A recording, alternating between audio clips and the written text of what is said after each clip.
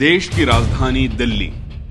इस दिल्ली में देश के प्रधानमंत्री का दफ्तर है और माननीय राष्ट्रपति का घर भी।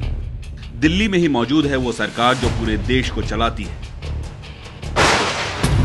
लेकिन देश के दिल दिल्ली से महज 470 किलोमीटर दूर जब कुदरत ने अपना कहर बरपाया तो सरकार के भी हाथ पांव सुन्न पड़ गए।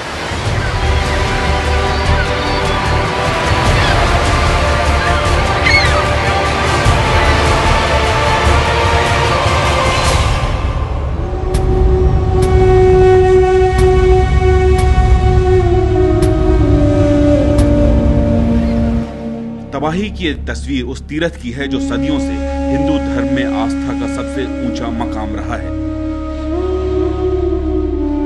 केदारनाथ और नंदा देवी की आसमान चूमती इन बुलंद पहाड़ियों से घिरा ये पूरा इलाका देवभूमि केदार धाम कहलाता है। लेकिन इन इलाकों में ये ऊंचाइयां महज पहाड़ों की नहीं बल्कि ये आस्था की वो ऊंचाइयां हैं जहां पहुंचकर भक्त करते हैं साक्षात शिव के दर्शन।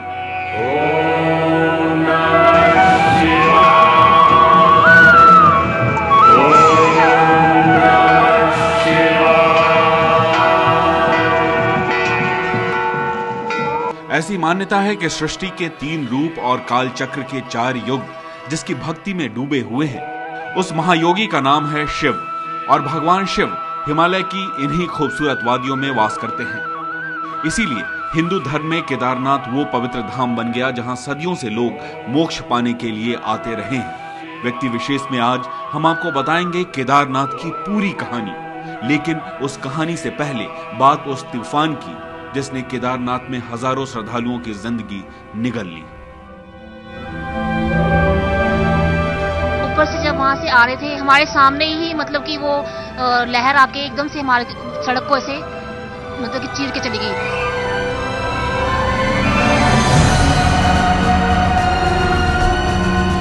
वहाँ पे कुछ भी कोई सड़क नहीं है, कोई वो नहीं, कुछ भी नहीं है, कुछ भी नहीं। वहाँ लोग इतने लोग फंसे हुए हैं, बहुत लोग फंसे हुए हैं। रात में भगवान ने 10 बजे रात को चेतावनी दी थी, पानी फेंका 5 फीट पानी बाजार में को और अलाउड कर दिया था कि केदारनाथ नगरी छोड़ दो, लेकिन लोगों ने मानी नहीं।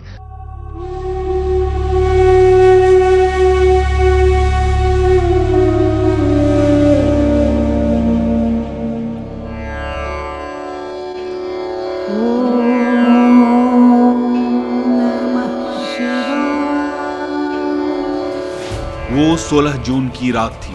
श्रद्धालु केदारनाथ मंदिर में दर्शन के बाद होटल के कमरों में आराम कर रहे थे। तभी कलेजा कपा देने वाली आवाज गूंजी।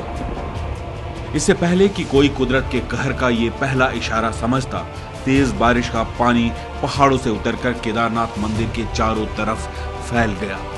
अब आगे की वो खौफनाक दास्तान सुनिए उस चश्मदीद की जुबानी जिसने देखा रूह कपा देने वाला वो भयानक मंजर। एकदम से अचानक से पानी भर गया हमारे घर में आके, तो 2 जन तो मेरे दरवाजा खुला और फोर्स से पूरे बह गए। जब तक हम आगे पीछे घूमे पूरा पानी अंदर आ गया। 3 सेकंड के अंदर में तो पानी यहाँ तक था। हमारे सामने जो दूसरी बिल्डिंग थी हम उसे टूटते हुए देख सकते थे। पूरा का पूरा पहाड़ पानी के साथ ऐसे गिर रहा है, उसका वर्णन नहीं कर सकता। जैसे भयंकर कुछ गिर गया या बिजली का झटका लग गया, ऐसा मतलब वो आवाज आई और चारों तरफ पानी फैल गया। 300 लोग करीब मंदिर के अंदर घुस गए थे और 300 लोग करीब मंदिर के प्रांगण में खड़े थे। मंदिर के प्रांगण में जो लोग खड़े थे एक भी नहीं बचा। केदारनाथ में 16 जून की रात तो गुजर गई, लेकिन अगली सुबह सैलाब ने मौत की शक्ल में केदारनाथ मंदिर के दरवाजे पर ही दस्तक दे दी। और जब वो तूफान उतर गया तो अपने पीछे इस पवित्र तीर्थ में छोड़ गया तबाही के ये निशान। फ्यू सेकंड्स के लिए 30 सेकंड्स के लिए पानी आया था। अगर थोड़ा सा भी देर पानी और रह जाता तो कोई नहीं बचता। 15 मिनट के बाद हम लोग जैसे ही बाहर निकले, 8:30 बजे ठीक बाहर निकले तो मंजरी कुछ और था, केवल रेत, मलबा और पत्थर थे, पानी बिल्कुल नहीं था। अंधेरा था बहुत, वो पहाड़ भी गिर रहा था, उसका भी आवाज, पानी का भी आवाज, बहुत डरे हुए। तो सब कितने मतलब पानी के हिसाब से तो जो भी मिट्टी आदमी जो भी कुछ भी मतलब बह रहे थे। तो मंदिर का इर्द गिर्द देखा तो सब कुछ साफ हो गया था, कोई बचा नहीं था। केदारधाम ही नहीं बल्कि उत्तराखंड के बड़े हिस्से में हर तरफ आज तबाही और बर्बादी पसरी पड़ी है। शिव की जिस देवभूमि में श्रद्धालु मोक्ष की आस लिए खतरों और तकलीफों को झेलते हुए केदारनाथ पहुंचे थे, उनमें से कई के हिस्से में आई है मौत।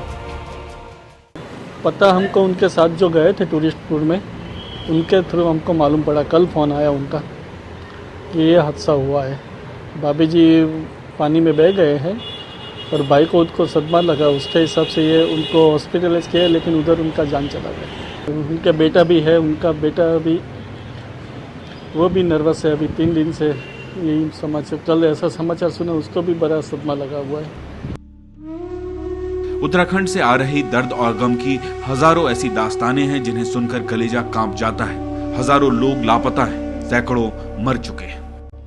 ऊंचे दुर्गम पहाड़ों और उफनती पहाड़ी नदियों से घिरे भगवान शिव के इस धाम में पहुंचना बेहद खतरनाक है। बावजूद इसके श्रद्धालु पवित्र ज्योतिर्लिंग के दर्शन के लिए सदियों से केदारनाथ जाते रहे हैं। आखिर क्यों? शिव भक्त जान का जोखिम उठाकर केदारनाथ की यात्रा करते हैं। क्या है केदारनाथ की ये रहस्यमयी कहानी, ये भी हम आपको बताएंगे, लेकिन पहले सुनिए हिंदू मजहब में केदारनाथ का महत्व।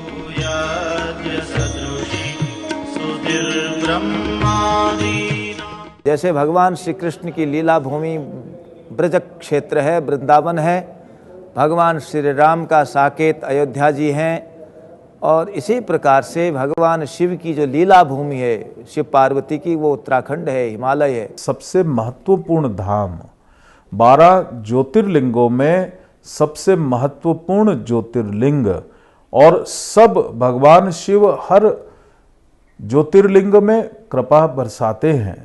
ब्रह्मानंदं परम सुखदं केवलं ज्ञानमूर्तिं द्वन्द्वातीतं गगन सदृशं तत्त्वमस्यादिलक्ष्यम् एकं नित्यं विमलमचलं सर्वदी साक्षिभूतं भावातीतं त्रिगुणरहितं सद्गुरुं तं नमामि।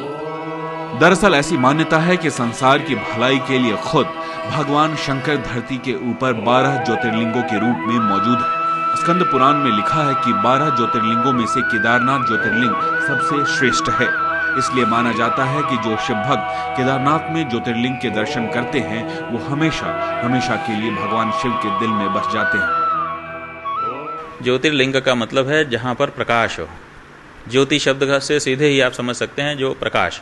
और ज्योति की 2 विशेषताएं हैं। एक विशेषता तो ये है कि वो प्रकाश फैलाती है, और दूसरी विशेषता ये है कि वो ऊर्ध्वगमन करती है। तो ज्ञान का प्रकाश हो और हमारी जो प्रवृत्तियां हैं वो अधोगामिनी ना होकर के ऊर्ध्वगामिनी हो जाएं। इन दोनों चीज़ों का जहाँ पर हमको, इन दोनों वस्तुओं की जहाँ पर हमको प्राप्ति होती है वही स्थान ज्योतिर्लिंग कहा जाता है। ऐसी मान्यता भी है कि सतयुग में नर और नारायण को केदारधाम में ही मोक्ष मिला था। त्रेता युग में श्री राम भी ब्रह्म हत्या के पाप से मुक्त होने उत्तराखंड की इसी देवभूमि में आए थे, और महाभारत काल में युद्ध में अपने संबंधियों की हत्या के महापाप से मुक्ति पाने के लिए पांडव भी केदारनाथ आए थे। हे शिव पिता परमात्मा करते हैं तेरी प्रार्थना। केदारनाथ से पांडवों का ये संबंध कैसे जुड़ा, ये कहानी बेहद दिलचस्प है। लेकिन उस कहानी से पहले आपको बताते हैं क्यों अपनी नगरी काशी छोड़कर केदारनाथ जा बसे थे भगवान शिव।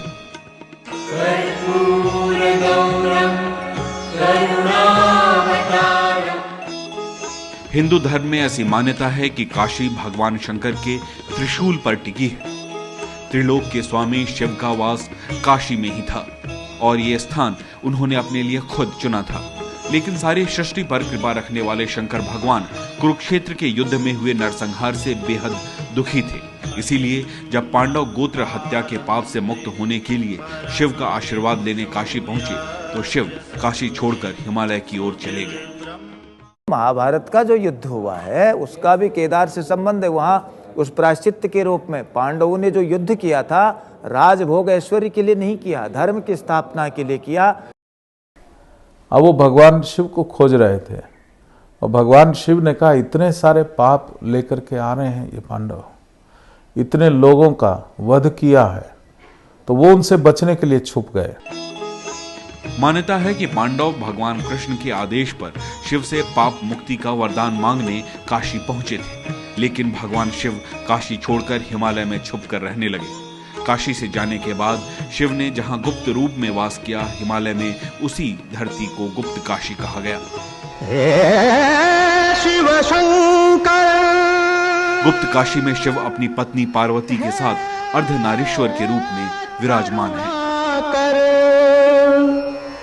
परमानंद महेश्वर। माना जाता है कि काशी की तरह गुप्त काशी में भी गंगा और यमुना की गुप्त धाराएं शिव की चरण धोती हैं। हे शिव शंकर हे। अब गुप्त काशी से भगवान शिव की कहानी कुछ यूं आगे बढ़ती है कि जब शिव की खोज में पांडव काशी से गुप्त काशी भी आ पहुंचे, तो भगवान शंकर को गुप्त काशी भी छोड़नी पड़ी, क्योंकि वो जानते थे कि कुरुक्षेत्र का युद्ध पांडवों ने धर्म रक्षा के लिए लड़ा था और पांडवों से मिलने पर उन्हें क्षमादान देना ही होगा।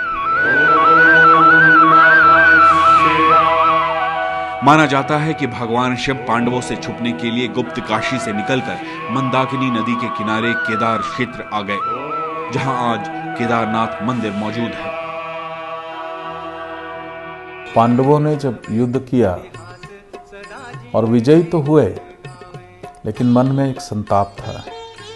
ये दुख था कि उन्होंने अपने सगे संबंधियों का वध किया है, और उन पापों से मुक्त होने के लिए जब भगवान ने उनको आदेश दिया कि तुम जाओ हिमालय पर्वत पर, तो वो यहाँ केदारनाथ आए। पांडवों ने आखिर कैसे खोजा शिव को, ये कहानी भी हम आपको बताएंगे, लेकिन ब्रेक के बाद। आशुतोष शशांक शेखर चंद्रमौलि चिदंबरा, कोटि कोटि प्रणाम शंभो, कोटि नमन दिगंबरा।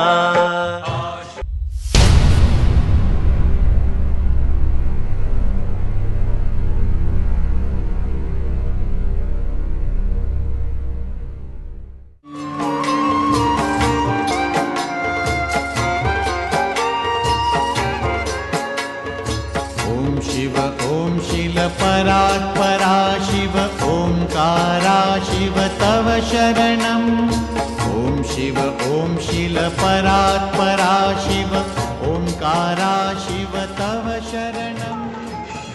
समंदर के तल से करीब 3500 मीटर की ऊंचाई पर उत्तराखंड की पहाड़ियों के बीच मौजूद है खूबसूरत धाम केदारनाथ। केदारनाथ आस्था की ऊंचाइयों पर बसा शिव का वो रूप है जिसे ज्योतिर्लिंग के तौर पर पूजा जाता है। लेकिन इस तीर्थ पर कुदरत की 3 तरह से मार पड़ी है। पहले बारिश आई, फिर बादल फटा, और रही सही कसर कहर बनकर टूटी चट्टानों ने पूरी कर दी। बर्बादी और तबाही का ये मंजर रूह तक कंपा देता है। वह 6 दिन पहले जहां भक्ति का सागर कुछ ऐसे हिलोरे लेता था, वहां आज बाकी कुछ बचा है तो बस तबाही के ये खौफनाक निशान।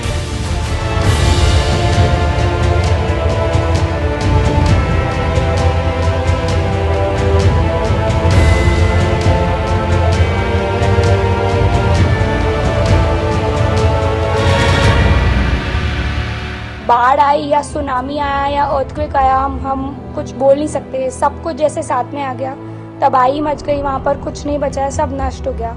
मलबा इतना ज़्यादा आ गया था, 10 से 14 फीट के बीच का था। हम लोग तो ऊपर चढ़े, खम्भों पे चढ़े, किसी ने घंटा पकड़ा, किसी ने दरवाज़ा पकड़ा, उसके बाद हम लोग चढ़े तो जान बचाई। एकाएक पानी का धार कम हुआ और हम लोग लगभग 3 फीट मतलब वो जो दलदल कीचड़ नुमा बना हुआ था उसमें फंसे हुए थे। जब वो थोड़ा नीचे गया तब हम लोग मंदिर की तरफ गए तो देखा मंदिर पूरा नष्ट हो गया, खाली बीच का शिवलिंग बचा है। हमने लोगों की बॉडीज देखी मंदिर में पहुंच के, लोगों के हाथ कटे हुए थे, पैर कटे हुए थे, बता नहीं सकते क्या क्या देखा।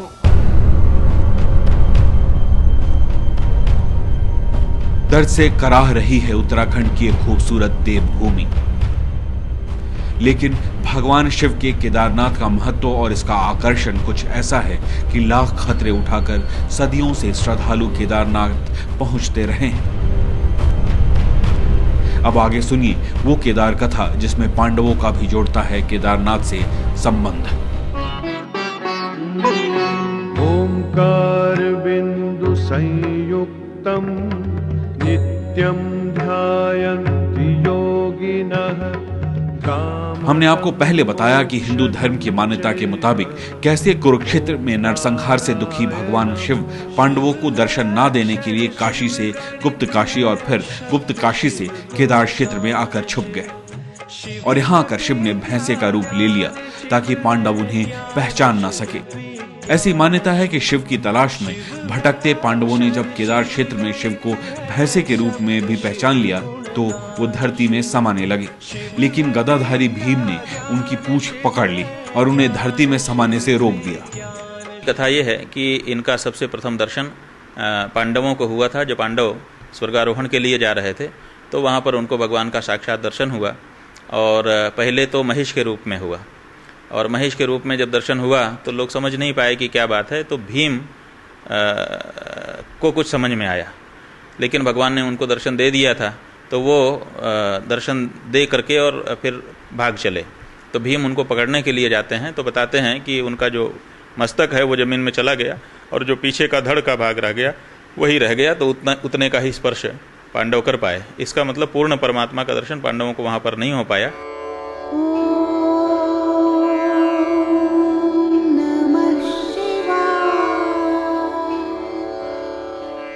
माना जाता है कि केदारनाथ में पांडवों की भक्ति से प्रसन्न होकर शिव ने मोक्ष की उनकी प्रार्थना स्वीकार की और इसीलिए शिव रूप भैंसे का पिंड केदारनाथ में ज्योतिर्लिंग के रूप में स्थापित है, जिसका दर्शन साक्षात भगवान शिव के शरीर का दर्शन माना जाता है।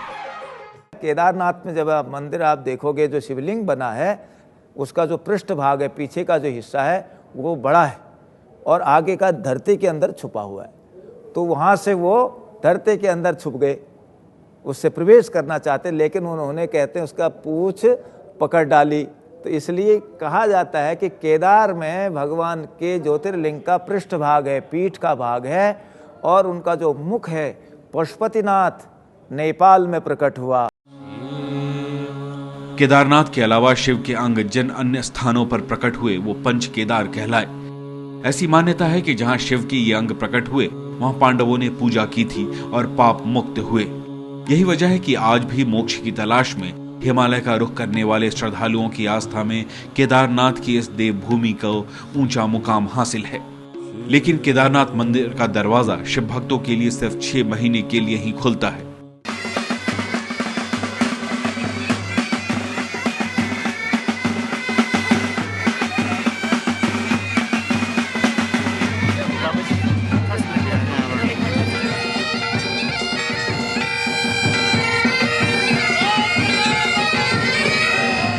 भक्त भगवान को मन से लगा लेता है, उसको अपने जैसा ही समझता है, क्योंकि वर्ष में 6 महीने मंदिर खुला रहता है और 6 महीने जब बर्फ पड़ती है तो पट बंद हो जाते हैं। तो मन में सोचता है कि बाकी 6 महीने भगवान कहाँ रहेंगे।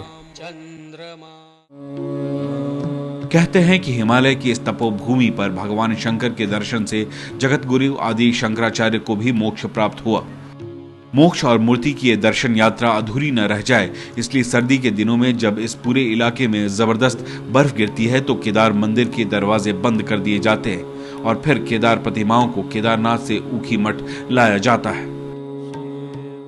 पट जब शीत ऋतु आ जाती है मार्गशीर्ष महीने में लगभग, तब बंद होता है और जब ग्रीष्म ऋतु आती है लगभग वैशाख महीने में, तब पट खुलता है। और ये लगभग 6-7 महीने का समय होता है। जिस समय पट बंद होता है उस समय देवता वहाँ पर आकर के पूजा करते हैं और उसका एक छाया विग्रह नीचे ऊखी मठ में ले आया जाता है पालकी के द्वारा, और ऊखी मठ में तब तक मनुष्य पूजा करते रहते हैं, लेकिन मुख्य विग्रह की अर्चा देवता लोग करते रहते हैं।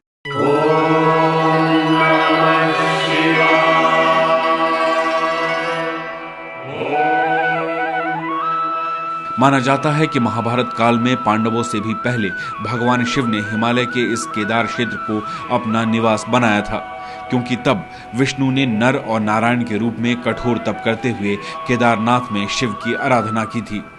मनुष्य ने आराधना नहीं करी। हिमालय पर्वत के ऊपर भगवान नारायण ने, भगवान विष्णु के अवतार नर और नारायण, उन्होंने यहाँ पर तप किया। हिंदू धर्म में मान्यता है कि केदारनाथ वो धरती है जहाँ मोक्ष के फूल खिलते हैं। इसीलिए हर शाम जब सूरज यहाँ मंदाकिनी की लहरों में डूबता है तो आरती की थाल सजाए शिव भक्त आस्था की वो जोत जलाते हैं, जो जोत सदियों से जलती रही है, वो जोत जो कभी नहीं बुझी। यही वजह है कि केदारनाथ में तबाही के तांडव के बावजूद आस्था की वो ज्योति आज भी भक्तों के दिलों में जल रही है।